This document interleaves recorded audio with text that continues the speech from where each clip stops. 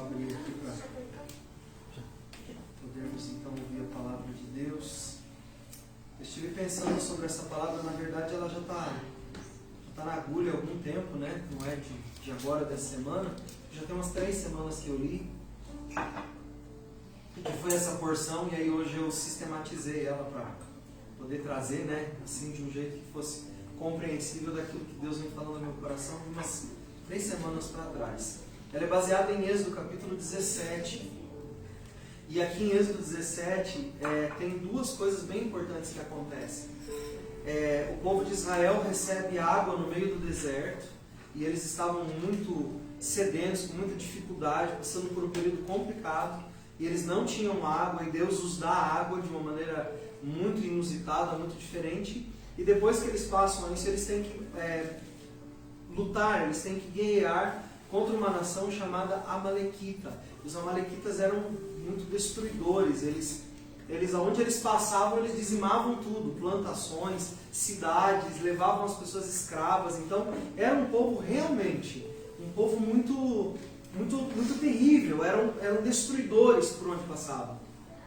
E nesse trecho, aonde existe aqui uma questão de guerra, eu gostaria de trazer também para nós lições nesse lugar que eles estavam, chamado Refidim. Repita comigo o lugar. Chamava-se Refidim.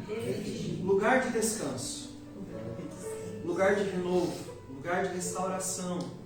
Refidim pode ser traduzido também como um lugar de cura, de restabelecimento da sua saúde, do seu ser. E é muito interessante olhar para isso, porque esse lugar era para ser exatamente isso para Israel. Um lugar de descanso. A Bíblia diz em vários textos, vários textos, que não iria faltar absolutamente nada para Israel, que Deus ia cuidar de todos os detalhes, que Deus ia cuidar de todas as questões que Israel apresentasse diante dele. Ele mesmo diz, quando Israel sai do deserto, ele diz: esse é o meu povo, eu quero cuidar do meu povo, eu quero dar ao meu povo um lugar, uma terra, que eu prometi aos pais deles, que eu daria. Então eu quero cuidar bem desse povo, na trajetória e também no lugar onde eles vão chegar. E nesse meio tempo, nesses breves 40 anos que eles peregrinaram pelo deserto, eles foram parando em alguns lugares, e alguns lugares com nomes bastante expressivos e diferentes, que tinham no seu nome uma mensagem. E Refidim é um desses lugares. Se um lugar é chamado de descanso, de renovo, de lugar de restabelecimento, qual que é a finalidade de botar um nome desse num lugar desse? É que as pessoas fiquem cansadas ali? É que ali as pessoas não encontrem descanso? É essa a ideia? Não. Você põe o nome nos lugares para quê? Ou para marcar algo que aconteceu ali, ou para dizer algo que acontece ali, ou para profetizar algo que irá acontecer ali, dentro do contexto bíblico. É isso que se fazia com os nomes dos lugares. Eles narravam a história desse lugar. Eles narravam a expectativa do que iria acontecer naquele lugar e através daquele lugar. E Refidim é um desses lugares. Lugar de descanso, lugar de renovo, lugar de ser restaurado, de ser curado, lugar de você se restabelecer, de você ter de novo forças. Mas uma coisa estranha acontece nesse lugar. A partir do verso 8 do capítulo 17 de Êxodo. Os amalequitas vieram e atacaram os israelitas em Refidim. Então Moisés deu a Josué a seguinte ordem. Veja, eles estavam em Refidim para o descanso, para serem restabelecidos, para serem reestruturados. O que acontece? O inimigo vem e ataca eles no lugar de descanso. Uma das coisas que Satanás mais gosta de fazer com os crentes é tirá-los do lugar de descanso que Deus os deu, atacá-los no lugar de descanso que Deus os deu. E eu vou dizer para você que não é só um lugar físico. Ah, pastor, eu sei muito bem, eu estava de férias e de repente aconteceu lá que furou o pneu do carro. Aí eu arrumei o pneu do carro, fui ligar o carro, não funcionava. Aí eu tive que chamar o guincho. Aí eu fui para casa onde nós estávamos hospedados, o chuveiro queimou. Não é esse tipo de coisa que o diabo faz para te tirar desse tipo de descanso.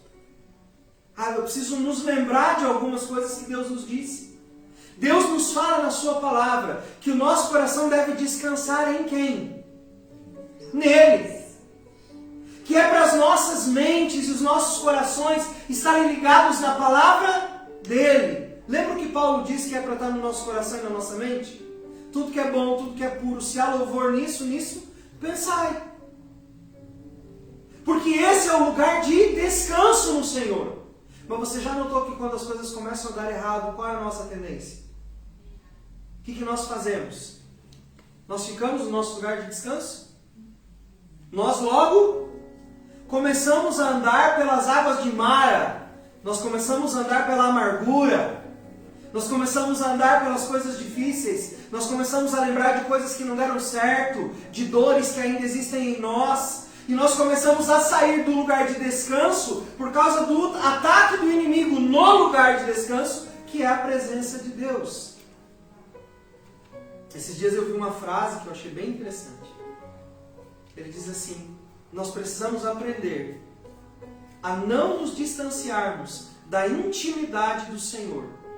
Porque quando nós nos afastamos, nós perdemos tudo que nós temos de perspectiva. O que ele está dizendo é o seguinte: que você não deve se afastar da comunhão íntima com Deus, porque é ela que garante que os ataques do inimigo não vão te tirar de um lugar de paz que te dá perspectiva para você poder continuar. Está errado? Como diz meu filho, errado não está. É assim que é a proposta de Deus para mim e para você, como filhos de Deus, que a gente não saia do nosso lugar de descanso. Mas o inimigo vem nos atacar onde? Ele espera a gente sair do lugar de descanso? Amaleque esperou os israelitas saírem de Refidim, do lugar de descanso, de renovo, de se recompor? Não! Ele os atacou exatamente ali, sabe por quê? Porque quem está cansado, procurando descanso, é uma presa fácil. E aí ele vem e ataca, porque ele sabe que naquele momento estamos vulnerabilizados. Essa é uma grande estratégia de Satanás, para atacar as nossas almas e nos tirar do lugar que Deus gostaria que nós nunca saíssemos. Aí vem a palavra de Deus a Moisés. Veja, Moisés não fica apavorado. Chega para ele a notícia: Amaleque começou a nos atacar. Ele diz assim: peraí, faz o seguinte, Josué, escolha homens, alguns homens, e amanhã cedo vá com eles lutar por nós contra os amalequitas. Eu vou ficar no alto de uma montanha segurando o bastão de Deus. Olha que interessante. Ele tem a visão de Deus. Ele está no lugar de descanso. Então a orientação vem de quem? Dele. Nós precisamos entender isso. Para liderarmos as nossas vidas em tempos de dificuldade, em tempos de crise, por mais cansados que nós estejamos, o nosso lugar é em cima do monte. Em cima do monte, todas as vezes que você vê isso na Bíblia, é lugar da presença de Deus. Então Moisés diz o seguinte: espera aí, eu conheço Deus, eu sei que Deus não nos abandonou, eu sei que o inimigo está nos atacando na nossa área de descanso, mas nós precisamos lidar com isso da maneira correta. Então a primeira coisa que eu faço é o quê? Eu vou para o alto da montanha, e lá eu vou buscar a direção de Deus, eu vou buscar a graça de Deus, eu vou obter o favor de Deus, naquele lugar. E ele posiciona os guerreiros e diz: e vocês vão lá, e vocês vão atacar Amaleque. Josué fez o que Moisés havia ordenado naquele dia e foi combater os amalequitas. Enquanto isso, Moisés, Arão e Hur subiram ao alto do monte, e quando Moisés ficava com os braços levantados, os israelitas venciam. Quando ele abaixava os braços, os amalequitas venciam. Quando os braços dele começaram a ficar cansados, Arão e Hur pegaram uma pedra e puseram para ele sentar. E cada um se posicionou de cada lado e seguravam-lhe os braços, de modo que os seus braços ficaram levantados até o pôr do sol daquele dia. E assim Josué derrotou os amalequitas completamente. Então o Senhor disse a Moisés: envie um relatório dessa vitória a fim de que ela seja lembrada. Diga a Josué que eu vou destruir completamente os amalequitas. Moisés construiu ali um altar e deu a ele o nome de: o Senhor é a minha bandeira, Jeová Nissi. Depois disso, disse: segurem bem alto esta bandeira do Senhor, e combaterá ele sempre os amalequitas por nós. Veja que coisa interessante, a atitude de todos esses homens de Deus. Todos eles estavam muito ligados com o propósito de Deus e sabiam exatamente o que Deus esperava deles naquele momento que eles estavam ali para lutar. Alguns deles estavam em posições diferentes dos outros. Um estava sentado com as mãos levantadas segurando o cajado de Deus. Um de um lado direito, outro lado esquerdo, mas tinha uma galera que estava fazendo o quê? Batalhando. Isso também nos mostra que nós podemos estar no lugar de descanso de diferentes formas. Não é porque eu estou no lugar de descanso que não existe atividade. Não existe hiperatividade, mas existe atividade. Lugares de descanso estabelecidos por Deus são lugares de fazer coisas, mas cada um terá que fazer uma coisa diferente do outro. Diga comigo assim, o lugar de descanso em Deus é o mesmo para todos. Mas o posicionamento, ele requer de cada um, do seu jeito, do seu tempo e da sua forma. Então, às vezes a gente fica pensando assim, olha, aquela pessoa ali está cheia de paz. Puxa, eu vou lá perguntar para ela o que ela faz para ela ter paz. E aí eu acho que eu, no meu lugar de paz, preciso fazer a mesma coisa que ela, para gozar da paz que Deus tem para dar para mim. Mas a minha posição não é a mesma da dela. Então o que nós precisamos descobrir? Nós precisamos ir para a intimidade e descobrir qual é o nosso lugar, no lugar de paz. Porque no lugar de paz tinha gente guerreando. No lugar de paz tinha gente adorando. No lugar de paz tinha gente sustentando o que adorava. No lugar de paz tinha gente contemplando o que Deus estava fazendo. No lugar de paz tinham pessoas em diferentes posições. Estar em paz não significa não estar fazendo nada. Estar em paz não significa não trabalhar. Estar em paz não significa não ter problemas. Estar em paz é um lugar espiritual que nós assumimos para que Deus continue derramando da graça dele sobre nós, mesmo enquanto nós batalhamos. Você já imaginou que coisa engraçada deve ser alguém nessa época guerreando em paz? O cara lá, tchau, cortou o braço de um, tchau, cortou a perna do outro, tchau, cortou não sei o que do outro, e o inimigo vem, um monte de guerra, coisa e flecha, e dardo inflamado, e voadora, e sabe tudo, e ele lá com a espada, tchum, porque o Senhor está me dando graça, e eu estou vencendo os inimigos e tal, parece um Matrix o negócio, e a pessoa está como? Em paz. Por quê? Porque ela está guerreando uma guerra que ela sabe que Deus a colocou ali. Se nós não entendermos isso e formos preocupados, formos angustiados, é muito mais provável que percamos as batalhas. Pense aí na sua mente quais foram as decisões mais erradas que você tomou na sua vida e como você estava nos momentos em que você tomou essas decisões erradas. Normalmente nós estamos num lugar que não é o lugar de paz e por isso nós tomamos a decisão errada. Por isso que nesse momento nós temos que começar a meditar sobre essa passagem bíblica de uma outra perspectiva. Porque ela está nos ensinando uma série de lições. Que o lugar de paz em Deus não é um lugar ausente de conflitos ou de situações difíceis para lidar, mas é um lugar que na posição que Deus quer que eu esteja, naquele lugar eu posso usufruir do descanso, do renovo e dessa revitalização que Deus tem para dar para mim. Eu posso viver isso nesse lugar. É claro que eu posso dizer para você que talvez não seja uma coisa fácil. Principalmente no entendimento. Depois que você entende o que Deus quer de você num lugar assim, de você estar em paz, eu acho que fica um pouco menos difícil. Mas esses homens e mulheres aprenderam de uma forma muito forte que a aprovação, muitas vezes, vem no rastro de uma grande vitória. Você viu o que aconteceu com os inimigos? Estavam no encalço deles, mas eles tinham acabado de receber um milagre. Não tinham? Eles tinham reclamado, estavam com sede, Deus deu água. Como que Deus deu água? Vamos tirar a questão do Moisés ter errado, aquela coisa toda, mas como que Deus deu água para eles? Através de uma pedra, de uma rocha. Fluía água para eles através de uma rocha. E sabe o que é mais interessante? Eu fico imaginando isso, tipo assim, aqueles Transformers, sabe, que tem aquele filme? Porque a Bíblia diz assim que a rocha que caminhava com eles no deserto deu água. Você imagina uma pedra, né? Aí ela senta. Aí de repente o Moisés fica bravo lá e tal. Pá, na pedra, quebra no meio e começa a sair água daquela pedra. E água pura, água limpa, água boa. E eles começam a beber. E a Bíblia diz que ela foi por muito tempo dando água para eles. Eu fico imaginando aí, né? Vamos levantar acampamento, a rocha. Sai as perninhas lá. Né, pastor, mas né, é a mente de cada um, né? A rocha caminhava com eles. Gente, não é um milagre isso?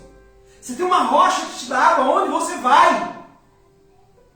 E aí, de repente, eles chegam num lugar, os amalequitas vêm. Mas Deus acabou de nos abençoar ali, agora vem essa tragédia aqui. Os amalequitas estão nos atacando, eles são muito maiores do que nós. Não é de ficar com medo, não é de ter aflição? Pois é. Logo que o milagre veio uma grande provação, uma grande dificuldade. O inimigo quer nos atacar para não deixar estabilizar em nós o sentimento de cuidado e de proteção que Deus tem com seus filhos.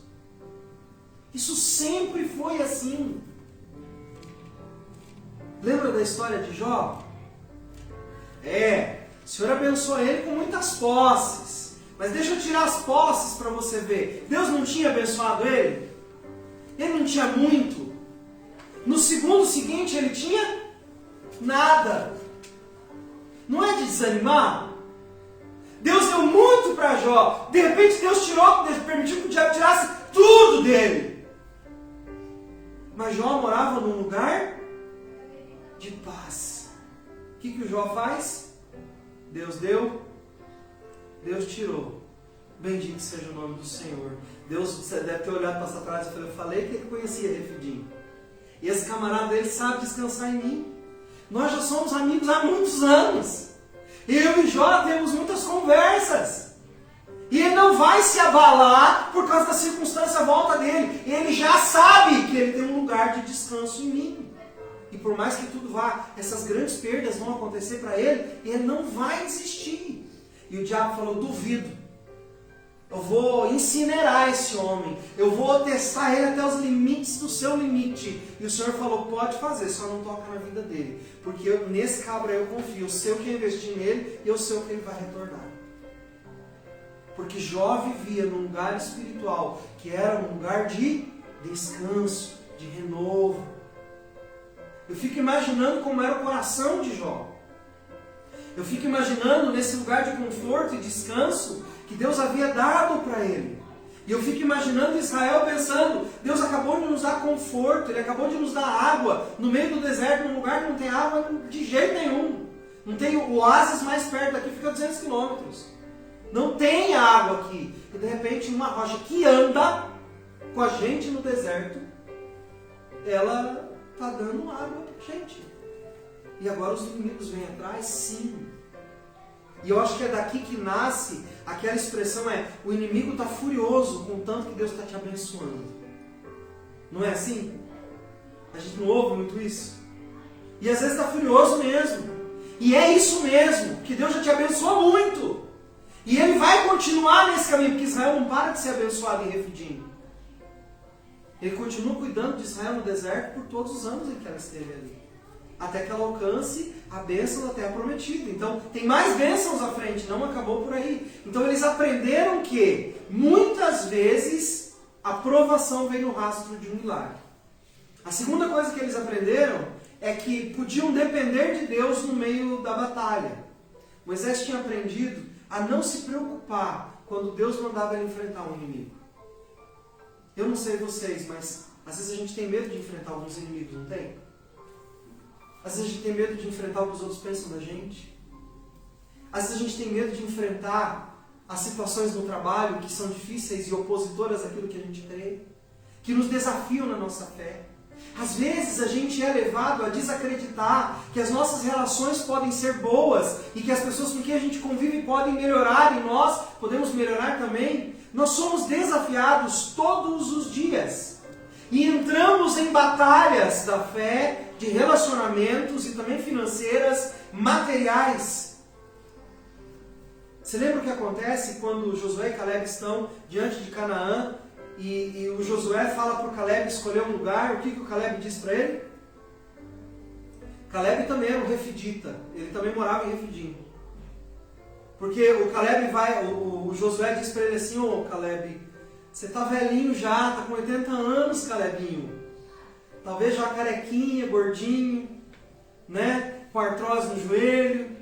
E aí o Josué chega e diz para ele assim: ó, vamos pegar a parte mais fácil de cultivo e tudo, para você curtir mais a vida. E ele falou: você está me estranhando, rapaz? Qual que é o seu problema?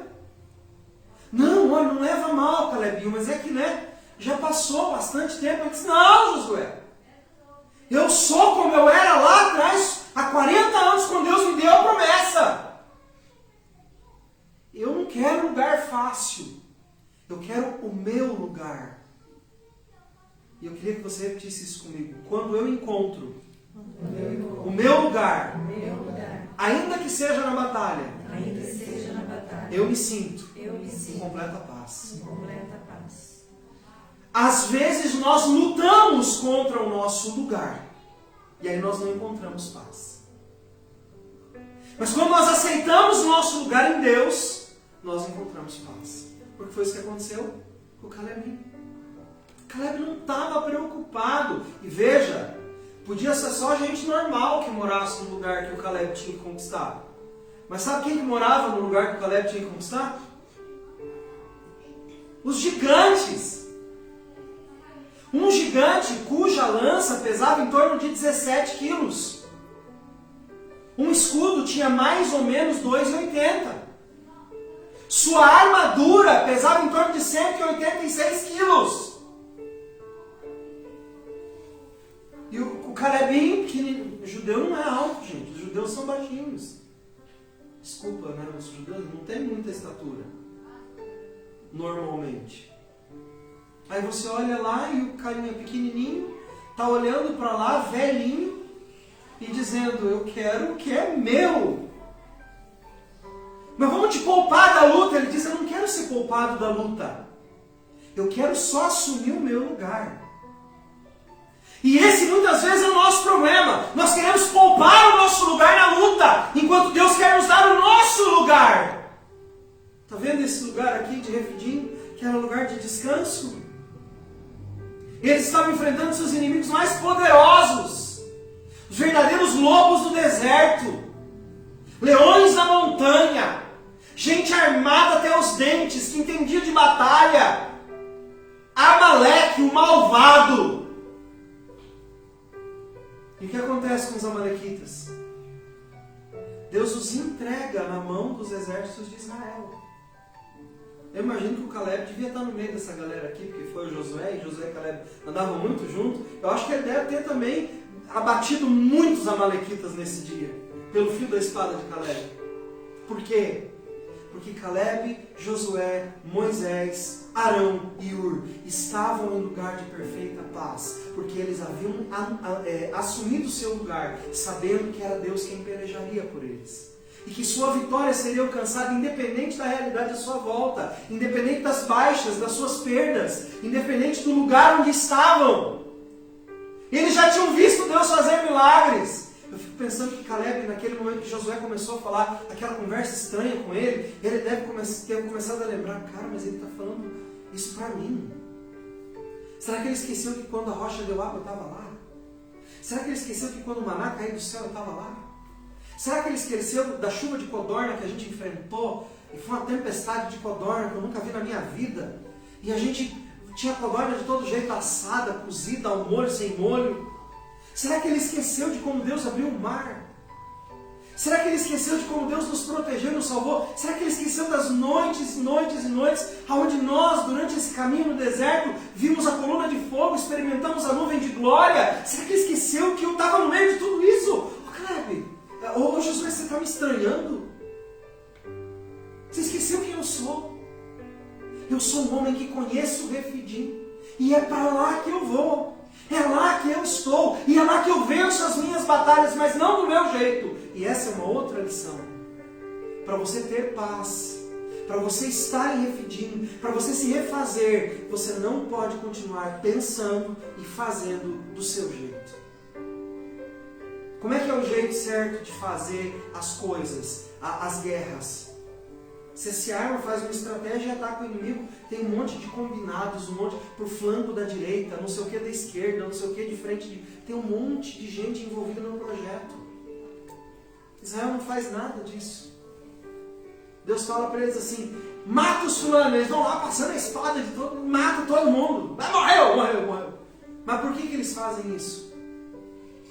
Porque não é o fio da espada deles que vence o inimigo, é a palavra do Deus dos montes que revelou a vitória deles antes da batalha acontecer.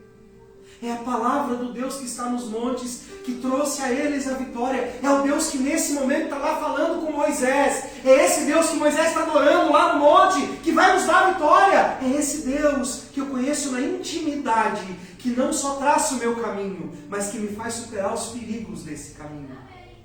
E aí, o Moisés está lá. E ele fica naquele lugar e ele cansa. Você já esteve em algum lugar, mesmo assim, em um lugar de oração e tal, que você cansou? Eu já estive. Você cansou de orar? Sabe?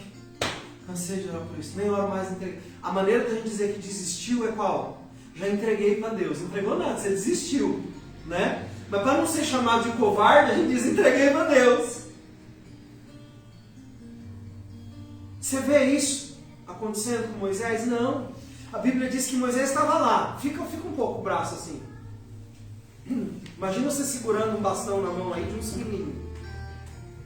Já começa a dar um ruim nos braços assim, né? Os espertinhos estão apoiados no dedo do sofá, né? Mas não tinha apoio não. Era assim, ó, pra cima. Pode baixar. Vai chegando uma hora que vai acontecendo o quê? Cansa, dói o ombro, o músculo do braço, né?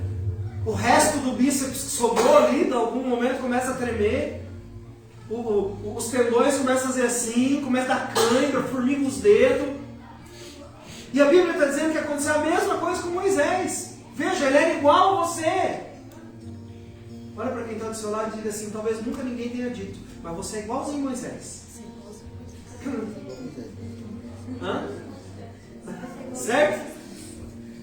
E aí o que acontece? Os braços dele fraquejam, ele cansa de estar naquele lugar. E a Bíblia diz que ele baixa os braços. O que acontece quando ele baixa os braços? Eles perdem a batalha. Sabe por quê? Quando você sai da posição que Deus te colocou na intimidade, de adoração, de busca, de exaltação, e é muito interessante você olhar para o significado dos nomes na Bíblia, eu sempre falo isso. O nome Ur significa esplendor de glória. E o nome Arão significa montanha da força. Então, o Moisés está adorando a Deus com uma montanha de força do lado dele e um resplendor de glória do outro lado. Quem é que não vence batalha desse jeito, gente? É por isso que vence. Mas sabe o que tem entre o resplendor de glória e um monte de força? Tem um homem que está adorando a Deus, que está dizendo, eu reconheço que o Senhor é o mesmo. Eu reconheço que o Senhor não perdeu o controle da história. Eu reconheço que o Senhor é o Deus que me salvou. Eu reconheço que o Senhor é o Deus que me chamou. Eu reconheço que eu estou num lugar de descanso. Eu reconheço que foi o Senhor que falou, eu ouvi a sua voz. Foi o Senhor que orientou a fazer isso. Eu te reconheço aqui. Aí a batalha é vencida. Porque aquele adorador, aquele intercessor, aquele homem íntimo de Deus, está entre o resplendor de glória e a montanha de força. E ele está dizendo, Deus, eu tenho tudo que eu preciso aqui. Eu tenho soldados bem posicionados e obedientes, que conhecem o Senhor, que já viram milagres e que estão num lugar de descanso. Eu tenho do meu lado direito um homem que é um resplendor de glória, e esse homem também já aprendeu sobre o Senhor, e ele está aqui junto comigo, te adorando e sustentando meu braço. E tem esse outro homem do meu lado, que é uma montanha de força. E ele representa todo o poder do Senhor se movendo a nosso favor. Deus, e tem mais uma coisa. Eu tenho na mão o cajado de Deus. Os reis usavam cetros. Deus usa cajados. E ele pôs na mão de Moisés um cajado. E aquele cajado de Moisés era um trem tão poderoso, que já tinha feito tantos milagres. Ele deu no lombo do faraó, depois ele abriu o mar. A Bíblia diz que aquele cajado dele tinha virado uma serpente. Aí os magos do Egito fazem o deles virar uma serpente também. Sabe o que acontece? O cajado de Deus que Moisés tinha transformado em serpente come a serpente do faraó. E aí o Moisés vai lá e pega a serpente, ela endurece e vira de novo um cajado. E aí Moisés chega diante do mar e ele diz, Deus, e agora o que nós fazemos? Ele diz, estende. Aí diz que ele mandou estender o cajado, que acontece, o mar abriu. É um cajado MacGyver, né? Ele faz tudo que você precisa. Num negócio só. Aí chega num lugar que precisa da água, o que ele faz? Faz da água também. E olha a outra funcionalidade do cajado. Agora ele precisa trazer direção. E ele traz a direção correta. E a Bíblia também nos fala que o povo bem direcionado ali teve vitória, porque eles estavam debaixo de uma palavra de Deus. E aí esse cajado se torna uma chave de entrada para a glória e para o céu. Porque o céu se abre sobre Israel naquele momento, através daquela mão levantada em adoração, com aquele cajado que representava todo o poder da ação de Deus na vida dos homens. É como se fosse um lembrete para nós, na mão de Moisés, está um lembrete de que eu sou Deus que tem o poder para mudar a história de vocês. Eu sou Deus que liberta vocês dos inimigos de vocês. Eu sou Deus que abre um caminho onde não há caminho. Eu sou Deus que traz água para o que tem sede. Eu sou Deus que castiga o faraó que quer oprimir vocês. Eu sou Deus que liberta. E eu também sou Deus que vou te direcionar nas batalhas. Mas a sua posição precisa ser de adoração. O seu espírito precisa estar alicerçado no resplendor de glória e na montanha de força que o Senhor tem sobre a sua vida. E nós precisamos nos posicionar dessa mesma maneira. Porque aí nós vamos conseguir explorar em Refidim toda a paz que Ele tem para nos dar. E chega naquele momento, na cidade de Refidim, onde aqueles dois homens, junto com Moisés, sustentam os seus braços. Arão e Hur subiram ao cume do monte junto com Moisés. Um lugar de adoração, um lugar de orar, um lugar de estar. Sabe, nesses lugares nós sempre achamos algum companheiro, alguma companheira de glória. Pessoas que vão estar conosco orando, buscando a Deus e vivendo esse propósito de descansar no Senhor, da mesma forma que nós entendemos. Veja que tanto Hur quanto Arão, segurando os braços de Moisés, estavam fazendo o quê? Participando do que estava acontecendo lá embaixo. Quando você se posiciona no descanso de Deus e você entende o cenário que Ele montou à sua volta, dando para você glória, poder e majestade, a manifestação dessas coisas à sua volta, as suas batalhas sendo vencidas, a Bíblia está nos dizendo aqui que Deus vai colocar pessoas junto conosco nesse lugar, que vão experimentar o mesmo nível de glória, que vão experimentar a mesma força, que vão experimentar a mesma vitória sobre os inimigos e que vão celebrar as mesmas alegrias que nós, porque terão feito parte deste projeto tão grande de Deus que é o reino. E aí eu fico pensando, a Bíblia diz muitas vezes, Gálatas 6,2 diz, levai as cargas uns dos outros e assim cumprireis as leis de Cristo. Levar carga é uma coisa boa? É uma coisa boa, gente? Quando você pensa em você agora assim no deserto, pensa lá, você lá no deserto, você vai ter que caminhar 42 graus na moleira, tá? E você vai ter que caminhar por 100 quilômetros, com uma mochila nas costas pesando 80 quilos. Imaginou? Agora imagina que essa mochila não é sua, e que você está carregando para alguém. Tudo bem? Carregar uma mochila de 80 quilos que não é sua, nas suas costas, um sol de 42 graus no meio do deserto. Tudo bem? Não, não está tudo bem. A gente não gosta de fazer isso. Mas aqui a Bíblia está nos ensinando a não só suportarmos o lado escuro do outro, mas a carregar a carga do outro junto comigo. Nós precisamos cada vez mais, como filhos e filhas de Deus, olharmos para a palavra, sermos cristãos, Sermos cristãos é levarmos as cargas, sabe? Não é só levar as coisas divertidas do outro, as coisas alegres, as coisas boas, mas é levarmos as cargas, aquelas coisas que se acumulam na vida do outro, levarmos elas conosco. A Bíblia diz, porque assim vocês cumprem a lei de Cristo. Então eu escolho levar junto comigo aquilo que do outro é pesado, porque nós vamos trilhar o mesmo caminho. Então, ainda que isso custe, eu vou levar junto com meu irmão a sua carga até o final. Eu acho muito interessante eles, segurarem as mãos do Moisés ali, para que o povo continue ganhando. Eu queria dizer para vocês, trazendo isso para o contexto de Gálatas, todas as vezes que nós levamos as cargas uns dos outros, que nós não desistimos uns dos outros, e eu tenho falado isso nos últimos, meses, sobre isso.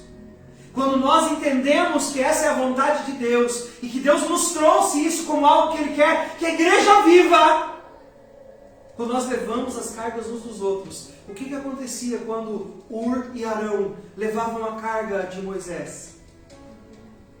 O povo vencia. A igreja triunfará. E não será triunfalismo, será vitória de verdade, à medida em que ela amadurecer em carregar as cargas uns dos outros. Isso não é algo prazeroso, mas é algo que pode ser escolhido. Eu escolho fazer isso. Todas as vezes que nós entendermos isso, nós vamos viver o que a Bíblia diz que Arão e Ur viveram. Quando acabou, veja que interessante, a batalha começa de manhã. Porque essa é a ordem de Moisés. De manhã você levanta e vai contra os amalequitas. E a Bíblia diz que a mão dele ficou levantada. Desde de manhã até que horas? Até o pôr do sol. Será que foi fácil para Arão e Ur?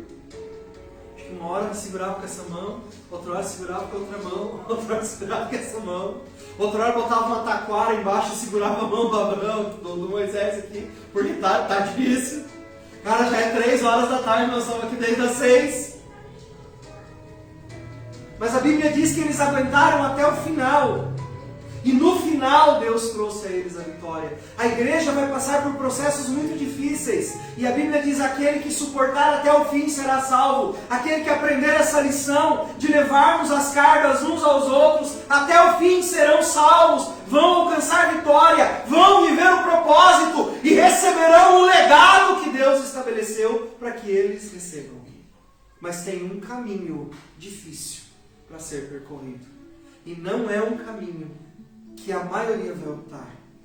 É um caminho que poucos vão entender, mas que vão precisar entender. A palavra de Deus está nos dizendo que é pesado demais carregar sozinho. Quantos de vocês já carregaram situações difíceis sozinhos? Não falou para ninguém, ficou só com você. É legal? Não é a experiência mais divertida que você já teve na vida?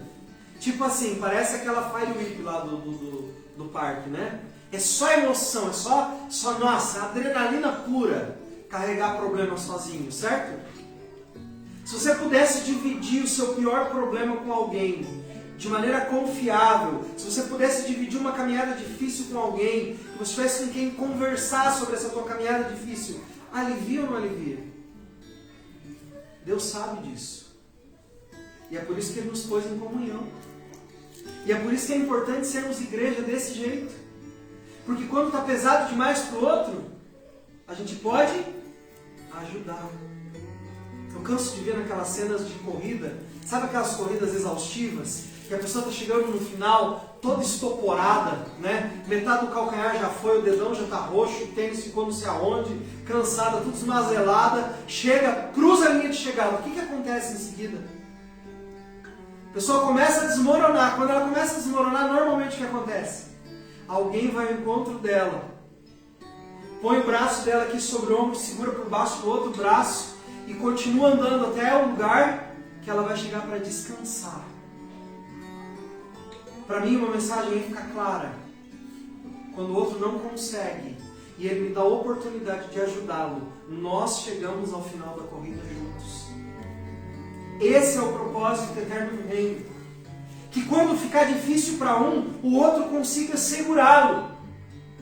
Essa é a identidade de Cristo na sua igreja. E é assim que nós devemos viver. E essas são as grandes revelações, os grandes aprendizados de Refidim. Porque uma pessoa descansada consegue ajudar o sobrecarregado. Mas só vai se tornar uma pessoa descansada aquele que aprender a descansar no Senhor. Pode estar cansado da batalha, mas está descansado em Deus e consegue ajudar o outro. Porque entendeu o lugar que ocupa no plano e naquela vitória, naquela batalha que está enfrentando. A Bíblia diz, no versículo 14 de Êxodo 17, que Deus riscou da memória Amaleque de debaixo do céu. É como se Deus dissesse assim: a vitória será tão suprema e tão absoluta que não se saberá mais quem são os seus inimigos. Ninguém vai ousar mais mexer com vocês. Ninguém vai ousar mais tentar destruir o plano e o propósito na vida de vocês. Se vocês fizerem exatamente como foi feito em Êxodo 17. Se vocês viverem nessa dependência de Êxodo 17, conhecendo um lugar secreto de intimidade e levando outros com você para esse lugar secreto, somando as forças de vocês para carregar as cargas uns dos outros, para que vocês sejam realmente aquilo que a Bíblia diz que vocês devem ser. A própria Bíblia diz isso, e nós acabamos de ler isso: levai as cargas uns dos outros, assim cumprireis a lei de Cristo, o ensinamento de Cristo. Levar carga não é prazeroso, nem muitas vezes nem é fácil, às vezes o peso do outro é muito grande, mas é uma opção. E quando a gente decide carregar isso de diferentes formas, você pode carregar em oração, você pode carregar ouvindo, você pode carregar orando, você pode carregar jejuando, você pode carregar ofertando, você pode carregar dando companhia, você pode carregar amando de diversas maneiras. Você pode caminhar junto. Tem várias maneiras de amar. E quando você se desperta para fazer isso, você se coloca num lugar de vitória em Cristo. E você experimenta coisas que outras pessoas não vão experimentar. O momento que nós mais precisamos, normalmente é o momento em que nós menos valemos. Sabe aqueles momentos assim que ficou só o fiapo do pó da gaita? E que não sobrou mais nada? É nesse momento que nós precisamos de ajuda. É nesse momento que nós precisamos do braço, nós precisamos da mão estendida, do braço levantado, da sustentação, para que a gente alcance essa vitória final. E a minha oração nessa noite é que nós aprendamos esse caminho, e que nós cheguemos a esse caminho e nós entendamos que Refidim é um lugar de descansar no Senhor e de aprendermos lições importantes. Lá nós vamos aprender lições. Olhe para esse texto sempre na sua vida, lembrando que ele está ensinando para você posicionamento diante da sua vida cristã.